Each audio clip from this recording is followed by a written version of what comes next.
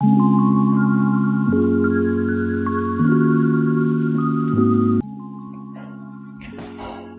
xôm xóa cùng đây một căn channel của dương khiêm ởថ្ងៃនេះ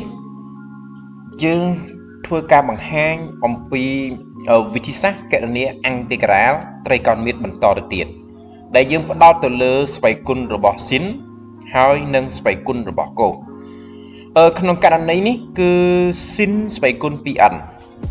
ហើយនឹងកូស្វ័យគុណ 2n គឺចង់និយាយទៅលើស្វ័យគុណស៊ីនហើយនឹងកូដែលជាស្វ័យគុណគូបាទដែលជាស្វ័យគុណគូព្រោះ 2n គឺគូឯគ្រប់ n ជារបស់Z គឺ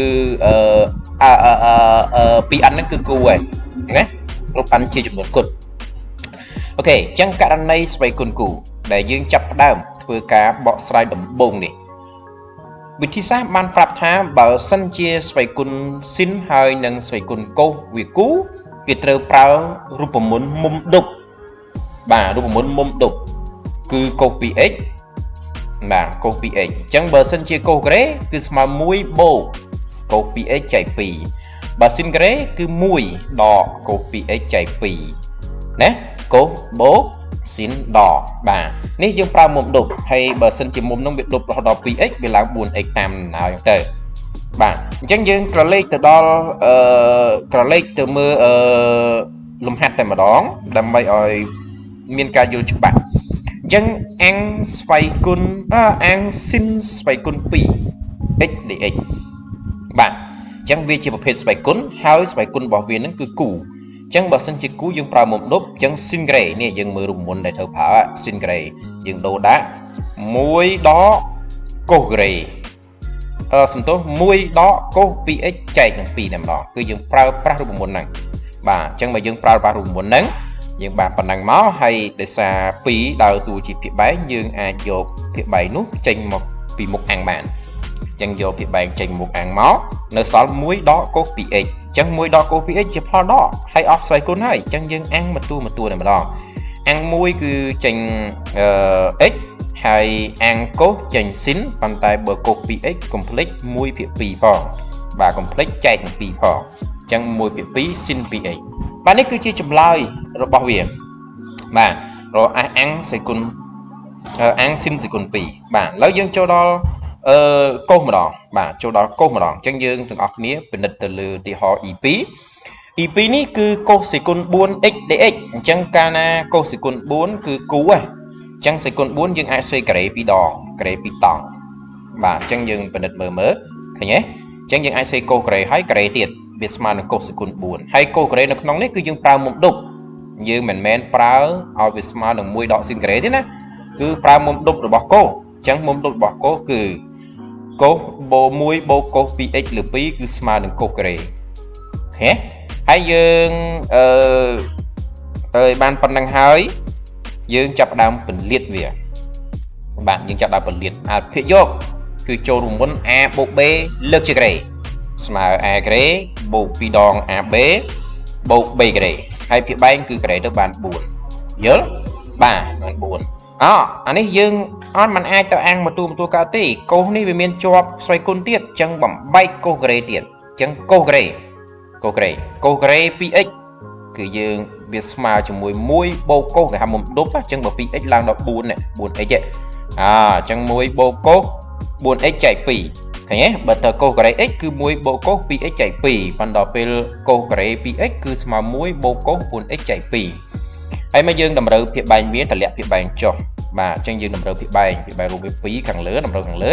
ចានេះបាន2អានេះបាន4ហើយនេះអត់ដែរហើយភាគបែង2ហ្នឹងតម្លាក់ចុះមកក្រោមប៉ះ4ឡើង8បាទយើងសរុប2ហ្នឹងយកបូកមួយទៅយើងបាន3បាទហើយ8ហ្នឹងយើងយកចេញមកក្រៅបាទអញ្ចឹងបាន1លើ8ហើយយើងមើលបរួមលេខកើតទៀតហើយអញ្ចឹងយើងអាំងបន្ទូតែម្ដងចំពោះ3គឺអាំងមកចេញ 3x ហើយអានេះគឺយើងដឹងហើយគឺកូសគឺចេញបើកូស 2x គឺ1ភាគ2ស៊ីន 2x បាទហើយបើកូស 4x គឺ1ភាគ4ស៊ីន 4x បាទហើយយើងអាចសម្រួលឡើងតិចទៀតណាបាទយើងអាចបន្ថែមខ្លួនឯងតិចទៅគឺ4ចែក2វាចែកដាច់អញ្ចឹងវាស្មើនឹង2ស៊ីន 2x ចឹងមកអូខេអញ្ចឹងចំពោះវិធីសាស្ត្រនេះគឺ គឺកូសគុណ4និងស៊ីនស្វ័យគុណ2គេហៅថាកូសគុណគូនិងស៊ីនគុណគូគឺខ្ញុំបានបញ្ចប់ហើយយើងចូលដល់ករណីសេសម្ដងបាទករណីសេស 2n បូក 1 គឺគេហៅថាសេសហើយដោយសារ 2n គូបូកថែម1សេសអញ្ចឹងបើស្វ័យគុណស៊ីនបើស្វ័យគុណស៊ីននេះវាសេសបាទបើស្វ័យគុណវាសេសអញ្ចឹងគេត្រូវប្រើប្រមុនស៊ីនការ៉េស្មើ1ដកកូការ៉េឃើញតើណាបាទអញ្ចឹងយើងមើលឧទាហរណ៍តែម្ដងឲ្យកាន់តែច្បាស់អញ្ចឹងស៊ីនគីបសេសបាទស្វ័យគុណ3សេសហើយអញ្ចឹងបើស៊ីនគីបសេសមុននឹងយើងប្រើស៊ីនការ៉េកើតដល់យើងម្លែកវាសិនយើងម្លែកស៊ីនគីបវាស្មើជាមួយនឹងស៊ីនការ៉េគុណ1ស៊ីនអញ្ចឹងណាស៊ីនគីបវាស្មើនឹងស៊ីនការ៉េគុណស៊ីនអញ្ចឹងស៊ីនការ៉េគុណស៊ីនស៊ីនការ៉េយើងដូរដាក់1ដកកូការ៉េឃើញយើងប្រើនេះណាស៊ីនការ៉េយើងប្រើ1ដកកូការ៉េអញ្ចឹងដូរដាក់1ដកកូការ៉េទៅប៉ុណ្ណឹងហើយបានគេចាប់ដើមតាងទេក៏បានតាងអ៊ុយក៏បានស្មើកូយើងតាងអាណាដែលមានស្វ័យគុណណាតាងលឹបអូខេអញ្ចឹងយើងតាំងអ៊ុយស្មើកូសហើយយើង derivative ទៅderivative កូសវាចេញដកស៊ីនហើយយកដកយកមកបោះឲ្យ d អ៊ុយទៅហើយ dx បោះទៅនៅមួយស៊ីនទៅយើងបានស៊ីន x dx ស្មើដក d អ៊ុយអញ្ចឹងដល់ពេលបដូរគឺយើងបដូរកន្លែងណាកន្លែងកូសយើងដូរដាក់អ៊ុយដល់កន្លែងស៊ីន x dx យើងដូរដាក់ដក d អ៊ុយបាទអញ្ចឹងមើលការបដូរទៅឃើញទេបាទយើងបដូរអញ្ចឹងមកពេលបដូរហើយគឺយើងយកសញ្ញាដកចេញមកក្រៅក៏បានយើងយកសញ្ញាដកគុណបញ្ចូលក្នុងមុខកញ្ចក់ក៏បានបើគុណក្នុងមុខកញ្ចក់វាដូរសញ្ញាឬក៏វាកន្លិចតួហើយបើយើងយកដកមុខ d អ៊ុយនេះចេញមកក្រៅផុតអាហ្នឹងវាអត់កន្លិចតួទេបាទអញ្ចឹងយើងអាំងកើតហើយដល់ប៉ុណ្ណឹងគឺ1គឺចេញមកអ៊ុយដោយសារវា d អ៊ុយអញ្ចឹង1អាំង1គឺចេញអ៊ុយហើយនេះវាអ៊ុយការ៉េចេញមកឡើងដល់គីបឡើងដល់ណាចែកដល់ហ្នឹង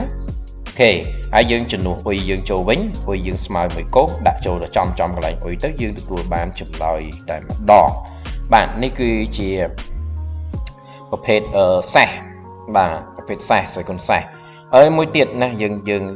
ងចូលដល់ករណីកូសស្វ័យគុណសេសវិញបាទកូសស្វ័យគុណសេសអញ្ចឹងកូសស្វ័យគុណសេសអ្នកនរគ្នាឃើញហើយណា 2n បូក 1 គេហៅសេសហើយអញ្ចឹងគេប្រើរូបមន្តកូការ៉េស្មើ1ដកស៊ីនការ៉េអញ្ចឹងដូចគ្នាហើយតាំងដូចគ្នាដូចមុនដែរបាទអញ្ចឹងយើងខ្ញុំលឿនតិចទៅខ្ញុំគិតថាប្រហែលជាអ្នកនរគ្នាមើលតន់ហើយបាទខ្ញុំគិតថាវាមិនមែនជាលំហាត់ដែលពិបាកខ្លាំងណាស់ទេ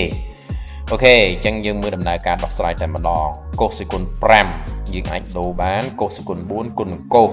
កូសគុណ4គុណនឹងកូសវាស្មើកូសគុណ5អញ្ចឹងកាលណាសាសយើងម្លែកមួយអញ្ចឹងរហូតណាបាទហើយកូសគុណ4ហ្នឹងយើងមិនអាចសេកូការ៉េលើកជាការ៉េបន្តទៀតវាស្មើសេគុណ4ហើយកូការ៉េហ្នឹងយើងបញ្ចូលរូបមន្តមកយើងកូការ៉េហ្នឹងវាមិនស្មើ1ដកស៊ីនការ៉េវាមិនស្មើ1ដកស៊ីនការ៉េឃើញទេកូការ៉េ1ដកស៊ីនការ៉េហើយយើងតាំងបានបាត់ហើយយើងមិនតាំងអ៊ុយឲ្យស្មើជាមួយស៊ីន4ឲ្យតាំងអ៊ុយស្មើស៊ីនណាបាទអញ្ចឹងតាំងអ៊ុយស្មើស៊ីន derivative ទៅអញ្ចឹងកន្លែងអ៊ុយយើងដូរដាក់ស៊ីនកន្លែងស៊ីនយើងដូរដាក់អ៊ុយកន្លែងកូស x dx យើងដូរដាក់ d អ៊ុយបាទអញ្ចឹងយកទៅបដូរទៅបាទអញ្ចឹងក្រោយពីការបដូរយើងឃើញថាទទួលបានអញ្ចឹងអូខេ1ដកអ៊ុយការ៉េលើកជាការ៉េបន្តទៀតហើយអាកូស x dx វាស្មើនឹង d អ៊ុយ